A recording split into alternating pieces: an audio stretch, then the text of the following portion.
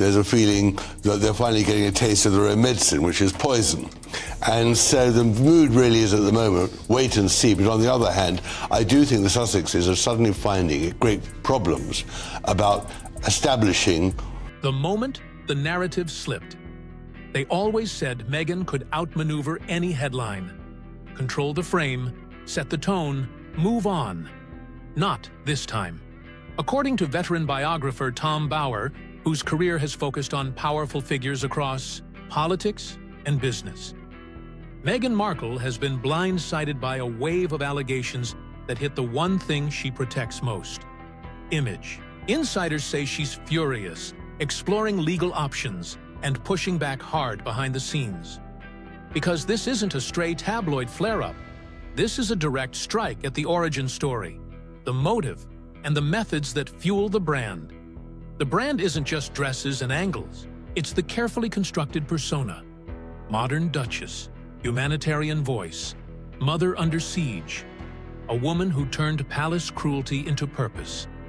That narrative worked because it felt inevitable. An American outsider in a dusty system, hounded, yet resilient, redefined as a global figure. Bower's claims don't chip at that image. They aim to replace it. In his telling, we don't meet the ingenue.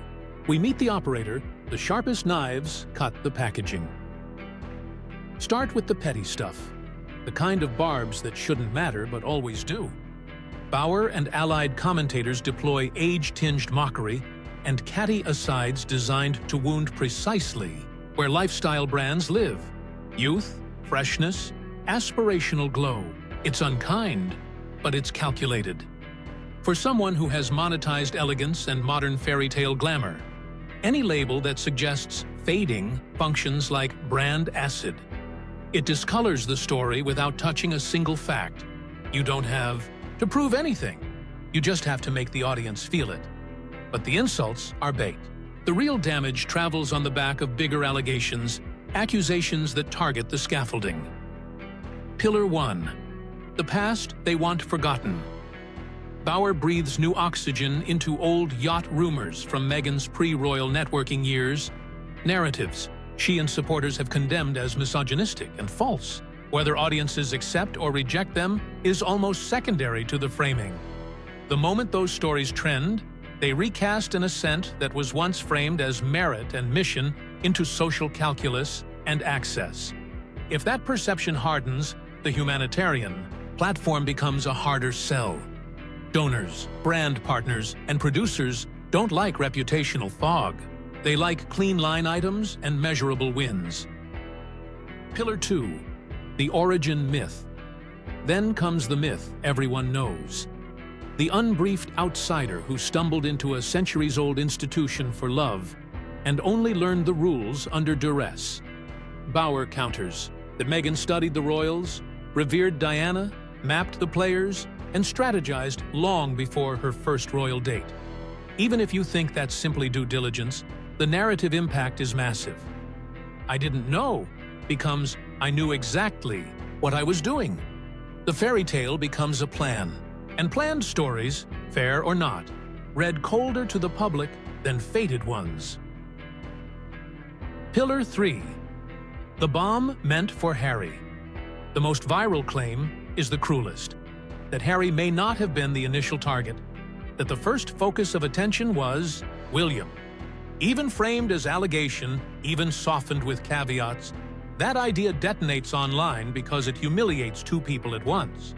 It turns Harry's love story into a meme about being Plan B and reframes William as the crown jewel of a strategy, not a brother in a family drama. Memes don't require evidence, they require rhythm. Once the rhythm catches, captions, duets, remixes, the audience forgets the scaffolding and remembers the sting. When memes become market forces, the internet treats mockery like oxygen. A single label, yacht girl, granny, second choice, can oxygenate 1,000 punchlines. Punchlines don't live on proof. They live on repetition. And repetition becomes perception faster than a press release can correct the record. That's where the stakes go corporate. Hollywood, doesn't mind controversy if it converts. It hates unpredictability that scares partners. If agents start whispering that the brand is more drama than delivery, calls get slower. If producers warn that the audience thinks the story is fake, budgets shrink. Even distant, unconfirmed. Talk can chill interest because the calculus in entertainment is brutally simple. Will the project travel, or will the conversation swallow it? The legal trap, with no door marked exit. So what does Meghan do? The first instinct is obvious: sue. If she drags Bauer into court and wins, she doesn't just reclaim dignity, she rewrites the headlines. Vindicated beats accused every time. But litigation is a kitchen with too many cameras. Discovery opens inboxes. Testimony timestamps memories. Timelines lock.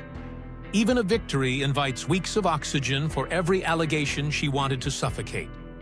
A loss? That's brand napalm.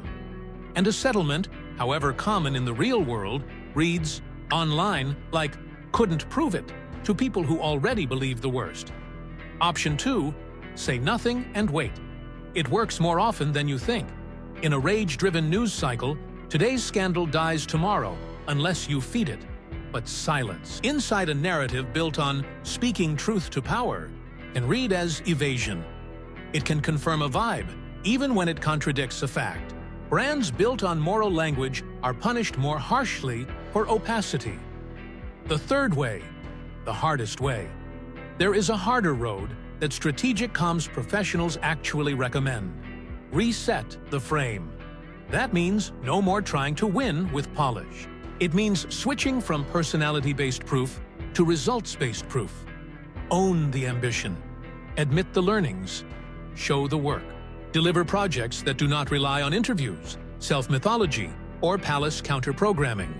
Projects where deliverables are public, partners are credible, and metrics are boringly verifiable. Not "we care," but "we funded X, delivered Y, audited Z." The less oxygen you give to personality war, the faster rumor economies die. Audiences forgive almost anything except the feeling that they've been managed. Harry's unfair collateral. None of this hits only one person.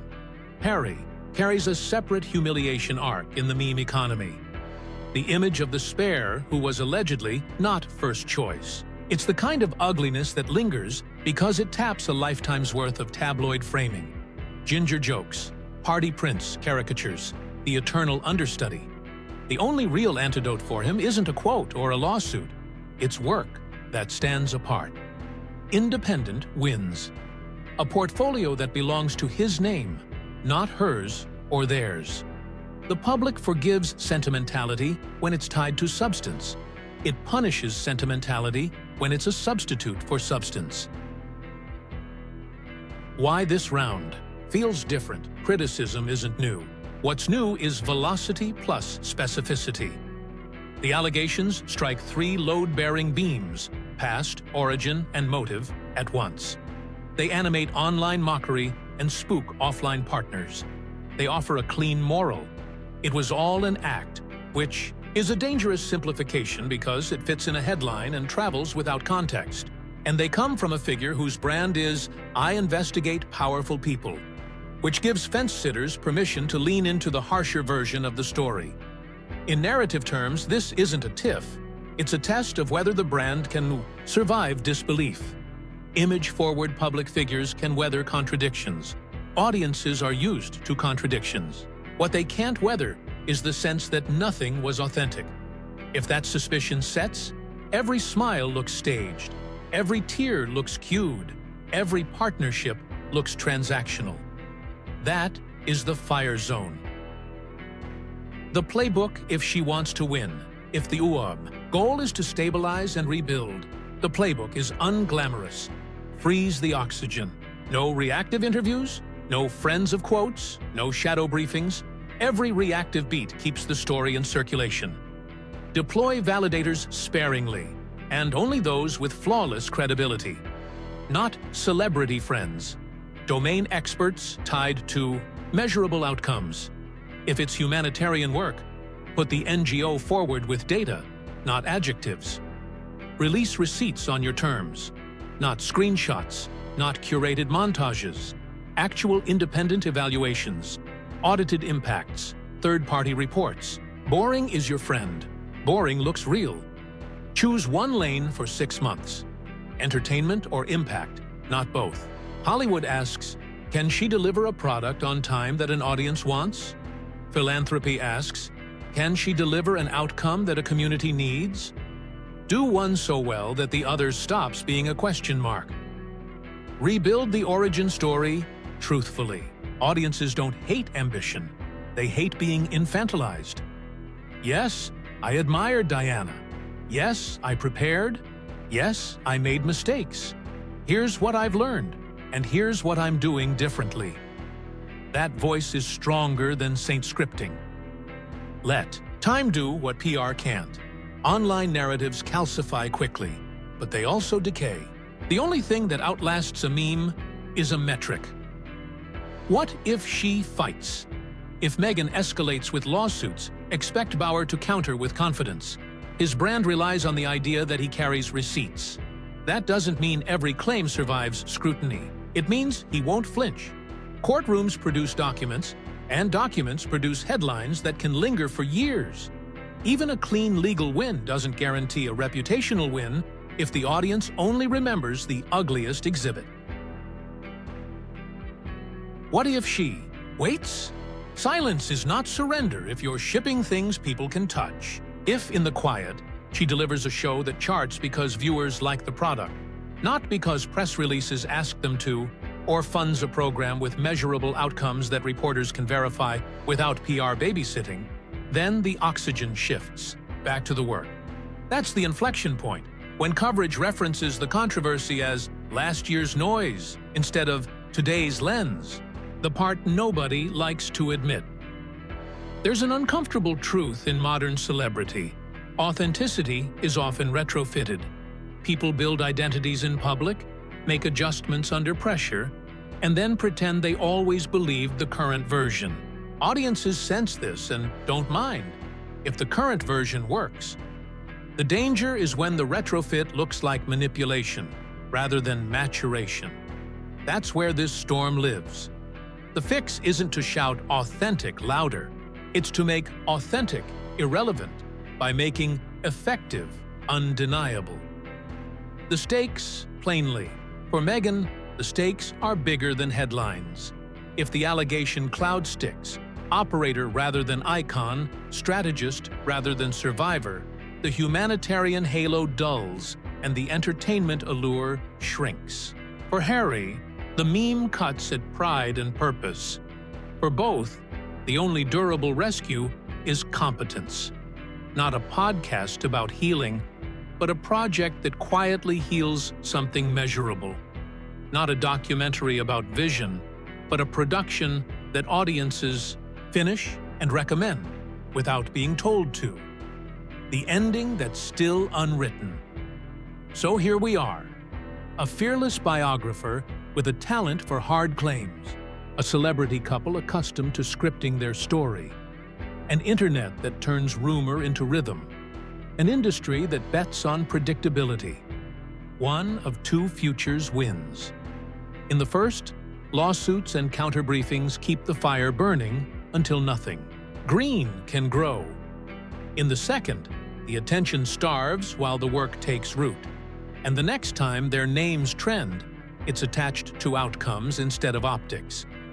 The choice isn't glamorous, but it is simple. You can't control what people whisper.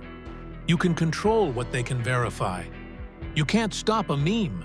You can build something a meme can't move. That's the test. And that's why this moment matters more than any red carpet shot or sit-down special. Narratives aren't declared, they're earned. If there's a comeback here, it won't sound like a speech. It will look like a ledger. Until then, the mood outside the palace gates and inside Hollywood's quieter rooms is wait and see.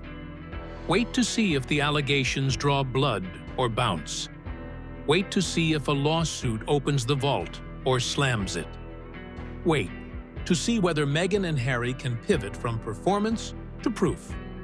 Because one way or another, this isn't a skirmish over gossip. It's a referendum on credibility in an age where credibility is the only currency that still spends.